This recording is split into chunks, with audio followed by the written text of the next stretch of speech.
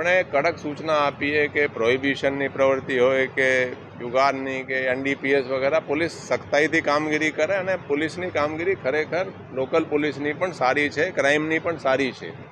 તમે જુઓ છો જે અગાઉ જે બહારની એજન્સીઓ રેડો કરતી હતી ચાલુ વર્ષે ખૂબ જ ઓછી છે, પણ તેમ છતાં એવું નહીં કહી શકાય કે ચાલુ વર્ષે એટલે નીલ છે.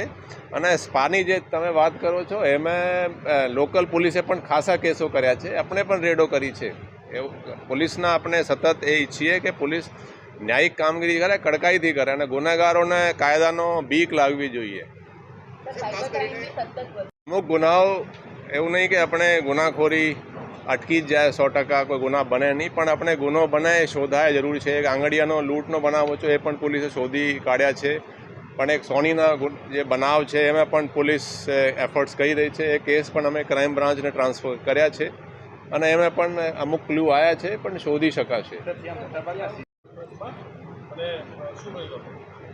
આજે અહીંયા અમદાવાદ સિટીની ક્રાઇમ કોન્ફરન્સ યોજવામાં આવી રહી છે, જેમાં પોલીસ ઇન્સ્પેક્ટર અને એનાથી ઉચ્ચ કક્ષાના જે અધિકારીઓ છે તમામ અહીંયા હાજર છે. એમાં આપણે ગુનાની સમીક્ષા કે ક્રાઇમ ક્યાં હેડ હેઠળ ઘડ્યા છે, ક્યાં બઢ્યા છે, શું છે ક્રાઇમની પોઝિશન અને બીજા પણ ઇસ્યુઝને ચર્ચા કરવામાં આવી રહ્યા છે.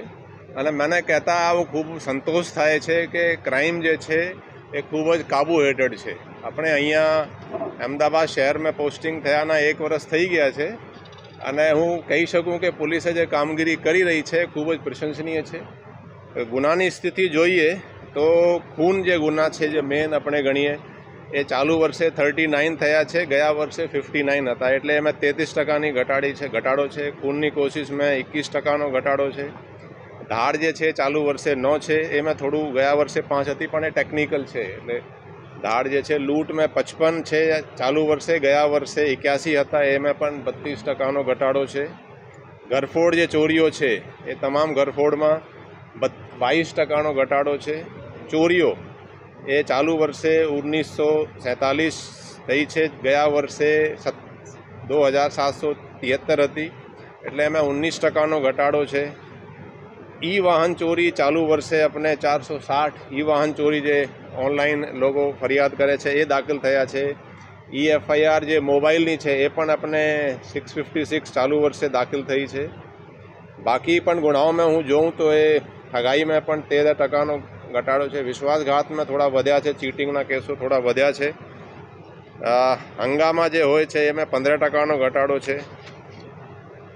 બળાત્કારના કેસોમાં 12%નો ઘટાડો અને કુલ જે આપણે મેઇન ફર્સ્ટ પાર્ટના જે ગુનાઓ આપણે ગણીએ મુખ્ય ગુનાઓ એમાં ચાલુ વર્ષે 5075 થયા છે, ગયા વર્ષે 6534 હતા, એમાં 22%નો ઘટાડો છે. એવું કહી શકું કે જે આપણે પોલીસિંગની જે પ્રોસિજર રાખી છે અમે પબ્લિક ઓરિએન્ટેડ પોલીસિંગ કરવા માંગીએ કે લોકો અરજદાર જે છે પોલીસ સ્ટેશનમાં જાય, પોલીસ એને સાંભળે, એને ન્યાયિક તરીકેથી પોલીસ કાર્યવાહી કરે. એ આપણે પોલીસિંગના મુખ્ય હેતુ છે. જે ખરેખર જે ગુનો નોંધ્યો હોય તો ગુનો જે બને છે એ નોંધવું જોઈએ જો ખરેખર ગુના બન્યા છે. અમે એ પણ કહીએ કે કંઈ અમુક લોકો ખોટા કરાવવા માંગે, ખોટા કરવું નહીં. પોલીસે સાચી રીતે તપાસ થાય, સાચી રીતે એફઆઈઆર નોંધાય અને કાયદેસર પોલીસ કાર્યવાહી કરે. એ આપણે પોલીસિંગના એક મુખ્ય ભાગ છે. અમે દારૂ પીને જે કેસો ગાડીઓ ચલાવે છે એના વિરુદ્ધ પણ 567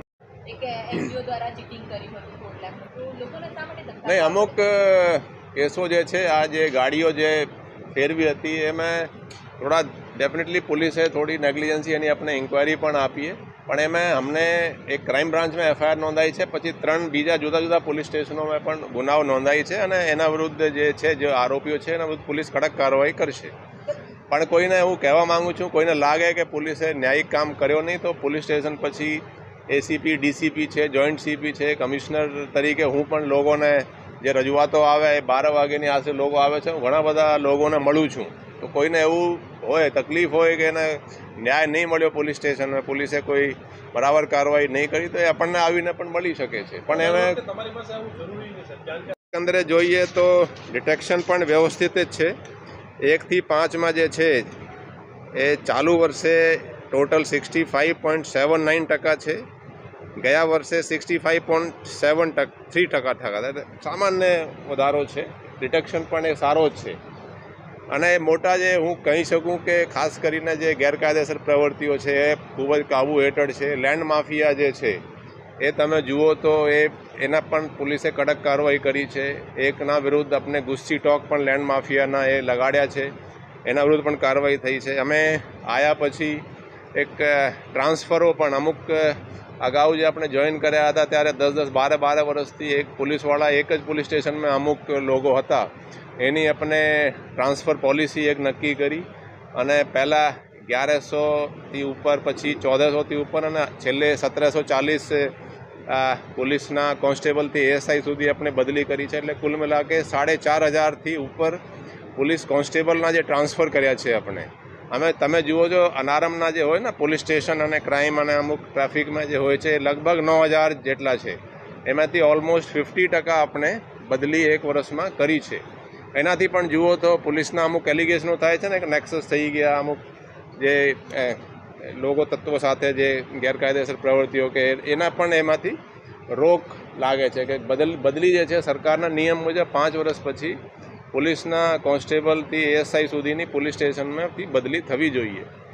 તો એનાથી પણ આપણે ગુનાખોરીમાં અસર પડે છે. બાકી તો એકંદરે કહી શકું કે તાજેતરમાં જે રથયાત્રા થઈ, પછી મહોરમ, એ બધા તહેવારો ખૂબ જ શાંતિથી પસાર થયા છે અને શહેરમાં કહી શકીએ કે ગુનાખોરી નહીં, એમ કોમી સૌહાર્દ પણ સારા છે અને ગુનાખોરી પણ કાબુ હેઠળ છે. ગુનાઓ જે છે દેખો, આપણે અમદાવાદ શહેરમાં એક વર્ષમાં લગભગ 50,000થી ઉપર એફઆઈઆર નોંધાય છે. 50,000થી ઉપર. એમાંથી લગભગ 20,000 જેટલી પ્રોહિબિશનની હોય છે. પછી ફર્સ્ટ પાર્ટના જે મેઇન છે એમાં 10-12 હજારના એવા હોય છે. પછી બાકી સેકન્ડ પાર્ટના બીજા ગુના હોય છે. એટલે એફઆઈઆર તો નોંધતી હોય છે, પણ અમુક એવા કિસ્સાઓ પણ ધ્યાને આવે કે અમુક એફઆઈઆર નહીં, 50,000 નોંધાય તો અમે 2, 5, 10 કે તો એવું હોઈ શકે. તો એના પણ આપણે કહીએ કે જો ગુનો બને એટલે નોંધવું જોઈએ, આપણે સૂચના જ આપીએ, દર વખતે જ આપીએ.